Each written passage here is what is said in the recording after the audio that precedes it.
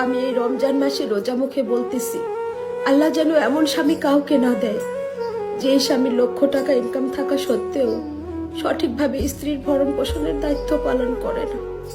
আল্লাহ যেন এমন স্বামী কাউকে না দেয় যে স্বামী তার স্ত্রীকে তার ফ্যামিলির সবাই অপমান করলেও তার কোনো প্রতিবাদ করে না।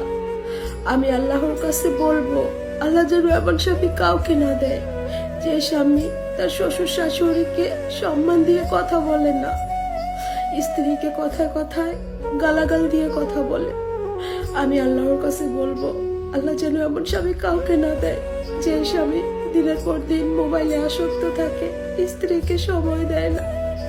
আমি আল্লাহর কাছে বলবো, আল্লাহ যেন এমন স্বামী কাউকে না দেয় যে স্বামী তার স্ত্রী খেলো না না খেলো, কান্না করলো, কিচ্ছুটি খবর রাখে না। আল্লাহ, তুমি প্রতিটি মেয়ের ভাগ্য সুন্দর করে দাও, একটু অবহেলা থেকে মুক্তি দাও আমাদের মেয়েদেরকে।